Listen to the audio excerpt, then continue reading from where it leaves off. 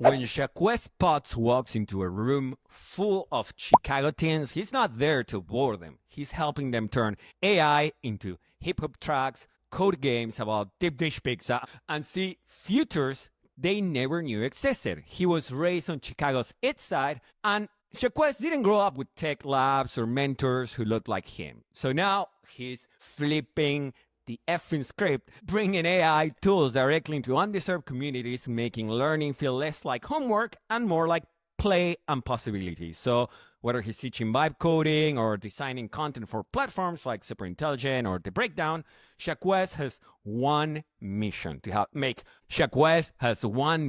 make powerful technology feel accessible, fun, and real. Jacques, first of all, it's a pleasure to have you here, man. And I want to get started right now. Why do you believe it's critical to bring AI education directly into underserved communities right now? Yeah, so first and foremost, I really appreciate you for bringing me on board today. Thank you so much. And it's a great question. In my experience, I think the best way to get AI technologies or just technologies in general into underrepresented or underserved communities is by just being there on boots on the ground, meaning not only just explaining the different AI tools or just the different mechanisms of how they can do certain things using AI, but actually being there and showing them tangible ways on how AI could help benefit them, meaning that if this is by generating music content or if it's by generating image content, just depending on your audience, but really just being boots on the ground level with them. And this could be by the trainer model, meaning that if a big corporation has the funds to allocate to underserved communities and underrepresented communities, they could train the trainer model, meaning that they could pay facilities and people who are members of the community who are already there and who already have the representation within the community as far as somebody who's thought of being a thought leader. The corporations could pay them and then pay to train the trainers, meaning can pay the facilitators, and then the facilitators can then train the students or train the communities on the things that they just get trained by the corporations to do. So that's a great way to just get, into the communities. So if I'm hearing correctly, what you're saying is you're trying to plant a seed for future educators, and obviously we need to make this sustainable, so trying to get funding as well so more people can get on board. Am I hearing that correctly? Exactly. Yep. You heard it correctly. Yep. Walk me through something that to me it's always interesting as someone that comes from a non-traditional career path, right? And it's like you growing up. I've been lucky to go to Chicago a couple of times in my life. It's a city that hits different. And take it as good or bad, sure. man. That's for you to determine, right? But it's a city that definitely leaves an impression. So my question is, how has growing up in Chicago on the East Side shaped how you approach education? What were the things that you didn't have growing up that now you're trying to provide to your community? I am, as you mentioned, from Chicago's East Side. I represent that wholeheartedly. And as far as like my approach to education, with my background being from Chicago East Side, I just approach things differently, meaning that I literally take advantage of every opportunity that I'm given. Growing up, I didn't have many opportunities. So I didn't have access to a ton of different resources. I literally only had a handful of resources, and I was able to take advantage of all of those different opportunities. So meaning in my career, if it's a promotion or if it's just a different responsibility that I can take, I'm going to take that opportunity because I know that ultimately it's helping me gain more skills and just helping me just onboard more knowledge in the future. And then as far as just how I approach teaching education to the youth, growing up, I didn't have anybody who looked like me, who was interested in things like me. So I just try to be a vessel within the community, just being somebody who is there, like letting them know that, okay, cool, I am in AI, but I look like you, I dress like you, I talk like you, and I think it's very important to show up as you are. Don't try to fabricate anything or try to be like somebody. So I just try to come in and just be my true, authentic self. Okay, you go into the classroom, right? And kids, they grow up with iPads. It's not the childhood we had, right? It's just a different one, like every generation, right? So when you walk into the classroom, what's the kind of like feedback or reaction you get from the kids? Are they paying attention? Are they just like zoning out? I just want to get a feeling of what you experience when you walk into the classroom, right? Like how the kids reacting to all of this. Yeah, so my first time doing a few workshops with the kids or with the youth, it was kind of a little hard because it was more so just text and a little bit context heavy, meaning that I was Mm-hmm. trying to just drain in AI can do this, AI 101, and here's careers that you can do with AI. I was treating kids like they were adults, and it was Mm-hmm. kind of my fault, but that's kind of the background that I was used to as far as just teaching adults and teaching small businesses how to use AI. So I translated that to youth, but the feedback wasn't good at all, to be fully transparent. The kids were just looking at me with blank stares, just looking at me, and I was just in my head like, oh my goodness, I can't wait for this to be over. But the cool thing about that was that I took all of that as feedback, and as far as with the youth and when it comes with adults, I like to get things started in terms of with a workshop. I like to get things started by first talking to the advanced voice mode on ChatGPT. Mm-hmm. I'm just, talking and having it actually guide me through a 30-second meditation session. Literally having it be my personal assistant so it can guide the whole audience through a meditation session just to get things a little bit cool and calm and collective. Boom. Once I get that done, then I go straight into just, okay, if I'm talking about content creation with the youth, I Mm-hmm. literally go right into demonstrate like a live demonstration on this topic that I'm talking about. So as I mentioned, if I'm talking about content creation, I'm going to literally go right into ChatGPT and create a prompt and be like, all right, can you create me a tweet using blah, blah, blah? And then I'm Mm-hmm. going to get feedback from the kids. And then I'm going to let them know that you can specify this prompt a little bit more. And I'm going to specify it a little bit more in ChatGPT. And then boom, now I'm educating them, but I'm also giving them a live demonstration. And the last workshop that I did, I actually implemented vibe coding. So I had vibe coded a live Chicago-based number game with them, and the Mm-hmm. kids were able to just give me any number from 1 through 100. And once I put it in, the AI used Chicago artifacts to let me know if this was the correct answer. So, for instance, if the correct answer was Michael Jordan and somebody put 12, the hint would be this was a famous Chicago basketball player jersey number. Boom. So now it's giving you specific hints based on Chicago artifacts. And walk me through that a bit more about how you bring culture into teaching. Yeah, so I kind of touched on this a bit earlier. So just coming Mm-hmm. in, just being my true authentic self. Coming from a cultural background, coming from Michael Jordan's, in terms of culture, I literally still wear Michael Jordan shoes to this day. Just literally just being my true authentic self and just showing showing the audience that it's cool to be you. It's cool to actually be you and come from a background where tech is not typically taught. And it's cool to literally learn tech and be fascinated with it. Like, it's cool to do things differently. So I try to pair just being my true authentic self, which comes with culture. And in terms of my lessons with culture, I just actually coded not coded, but I had used Suno AI, which is a AI music generation tool. I used that with the youth to code us a hip hop song. So it just literally bringing the culture standpoint from all points and just literally just showcasing that to the audience. Mm-hmm. And one thing you just mentioned, right, that it's always super interesting to me, it's how different folks approach the use of AI. Because we all know that the tools can produce very generic outputs, and Yeah. it doesn't take long if you go online to find a lot of crap or slop. AI is great at generating crap that it's absolutely useless. I'm M very honest. dash, M dash. Oh, the M dash, don't even get me started. And here's the thing, though. I used to love using the M dash when I wrote Me it. It was too. once I learned, I was like, I'm going to use it everywhere. And then like ChatGPT, and I'm like, oh, I actually need to start back to commas and dots now.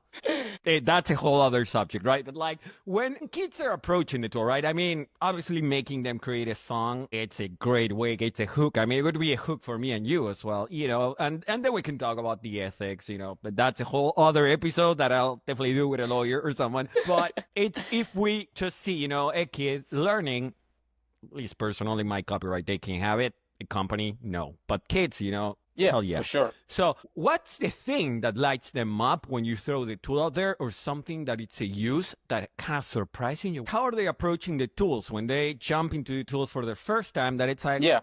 an innovative It's approach, or something that it's like yeah. surprising you about what they do? It's literally just mind blowing to them. I'm gonna keep saying vibe coding, but I'm literally Mm-hmm. explaining to them if it's a problem that for say your family has, or if it's a problem within your community. If it's something simple like all of the small businesses in my community have problems with content creation. You can Hmm. go and build that AI product and it can be tailored to content create for small businesses. So Hmm. really it's just mind blowing just to let them know that whatever you think is literally possible. Growing Hmm. up, I didn't know that I can create any app, that I would be able to create any prototype app just Hmm. by me giving a single prompt. Hmm. From generating tools with the music, from image generators, or just the different use cases that I'm showing to the kids, it's literally just mind blowing to them.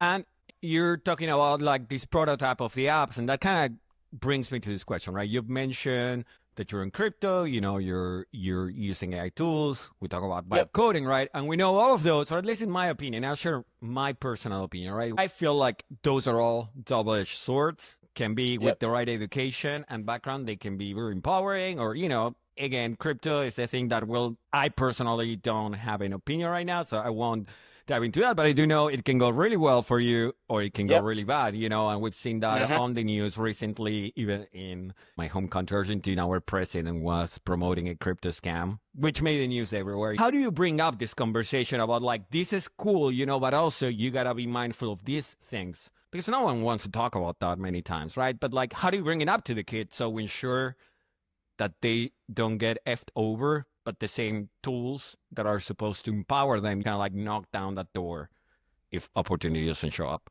For sure. Yeah. So that's a great question. And so in all of my workshops, I implement a segment where I talk about AI ethics. So I go Mm-hmm. through and just give the youth or just give the audience in general a breakdown on how each AI company uses their data, if they use it at all, and how they can opt out of their data being used. So I go through and talk about if ChatGPT uses your data, or how Anthropic uses your data, or how Ideogram uses your data, or if they do Mm-hmm. at all, just to kind of soothe people, because that's majority of people's first question or first thought is, how's my data going to be used? I don't want my personal data to be used by the systems, or I don't want Mm-hmm. my information to be trained by the models. So I just ease them and let them know, okay, here are the tools that you could use that would not train on your data. So that's with AI and just, with privacy and data. But in terms of crypto and blockchain, so I'm big on blockchain and Web3, interoperability, and just making sure that you could send money from, for instance, you can send money from your home country, Argentina, to me in Chicago in zero point 0.2 seconds with zero fees at all. Into that thing, I'm not into promoting meme coins or promoting scams and things like that. Mm-hmm. I'm only into the long-term aspects of Web3 and blockchain and crypto. Just being able to have global access and to be able to just be your own personal bank. That's like my whole thesis of crypto and Web3. I want to go back to the first part of our conversation, right? Because it's really technical now. So you were telling me in the beginning, you walk into the classroom and you get all technical and kids are like, what the hell is wrong with this guy, right? So now you got them all excited. You're creating hip hop songs. You're vibe coding, and out of the blue, you're like, kids, let's talk about ethics. How do you keep the excitement alive when things get more technical or necessary but boring? How do you keep these kids like engaged? I mean, the thing about that is that it's gonna be up to the audience. So in terms of that, I just try to keep the hype level up. So as I mentioned, coming in and giving them the AI voice model to let them know that, okay, you can use AI to chat with you. Then I show them live demonstrations. And then about time when it's, my time to bring up AI actors and things like that, it's like they are already hyped up and already just excited to use the AI tools, that when I bring it up and let them know that these are the AI companies and AI tools that you can use that will not train on your data, they're even more excited because they're like, okay, cool, I'm about to do this AI case right now Mm-hmm. with this company because I know that they're not going to, use my data. But yeah, it is a necessarily a topic that needs to get brought up. So I do bring it up at each one of my workshops. And hey, if the audience doesn't like it, or if the energy level drains a little bit, Mm-hmm. hey, at least I still brought it up and they know that these are the companies that are not going to train their data. So I don't think that it should be really an issue, or it hasn't really been an issue, in my personal opinion. Okay, Jacques, let's wrap this up and let me ask you one final question. Our audience here, it's mostly 35, 45. That's kind of like the age range. So that means a lot of people have kids. What are you seeing as the concerns? Or actually, let me change that question. I'm just going to change it, which is, how do you think parents that are trying to educate their kids or kind of understand AI so they can guide their kids through these tools that many times can be very scary, especially when you hear about platforms like Character AI, even things like kids thinking it's a real thing, AI, and it's their friend, going into really dark places using these tools, right? So what's the first step for parents to get involved with AI tools and learn so they can, in a way, protect their kids, and walk them through this tool that will be something they need to know to have a future, whether or not. And again, I have very conflicting thoughts, but we got to learn it, right? So how do we tell these parents, this is the one thing I would recommend you do right now? Yeah, so my number one recommendation to anybody of all ages, not even just tailored towards parents, you need to just get your hands on the tools. Just start using them. Just use ChatGPT. Just literally just think of anything that you see on Instagram or Twitter as far as a cool use case. Just try it. Something that I'm seeing around the normies or people who are not inside the AI sphere is the AI action figures. So something like that is cool because you can just go in and just try to just have ChatGPT get what your action figure will be based on your previous conversations. So things like that is my biggest recommendation. That way you are not only educating yourself, but your child is getting used. So just literally go in and start utilizing and using the tools because the tools are here. They are only going to get better. The AI video generators that we've seen from 3 years ago when Will Smith was eating the spaghetti is nowhere near how AI video generators are now. So the tools are just going to get better. So just please just start using the tools.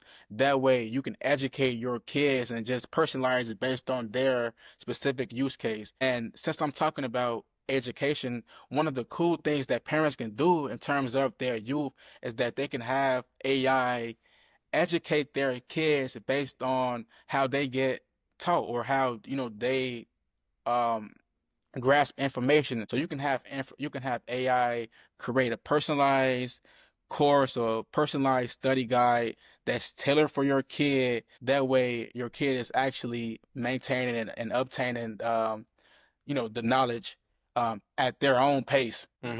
Jacques Potts, where can folks find out more about you, the stuff you're doing, and your thoughts on education? For sure. Yeah, my name is Jacques Potts. You can follow me on LinkedIn at Jacques Potts, JACQUESPOTTS. You can follow me on TikTok and on Instagram at JackieBang1212, which is JACKYBANG1212. There I'm showing educational videos as far as how you can use AI use case, and just a little bit more in depth on my personal life when it comes to me using AI tools. For everybody watching this episode on YouTube, Spotify, I would say this every episode and I still don't remember them. Apple Podcast, Spotify, YouTube. We have all the links in the description as usual. We'll have the overlays here. Jacques, it's been a pleasure talking to you, and I appreciate the work you do. Bringing more. We need more people that it's not the same people doing the same things. So I think, like you said, right, different experiences bring different solutions to problems that those don't have them, don't know they exist. So, man, it's been a pleasure talking to you. Yeah, likewise, bro. I really appreciate it. And I really appreciate you for just spotlighting the different trailblazers that you spotlight. I'm going to leave the guests with one quote. You can't be what you can't see. So I really appreciate you for spotlighting people who look like me, who look like you, because the next generation needs to see people who look different. That way they can see themselves in us. Yeah. I mean, I look pretty standard, but at least I have an accent. Anyway, for all of you that are watching this episode, thank you so much for tuning in and watching all the way. As usual, subscribe, like, that goes a long way with these algorithms dictating what we see online. Thank you all for following. Thank you, Jacques Potts. This has been Creativity in Robots, and I'll see you next week for another episode. Amo la creación en mi pantalla, bits y bytes en danza, todo brilla, cada código que escribo canta. Sabor, a cumbia.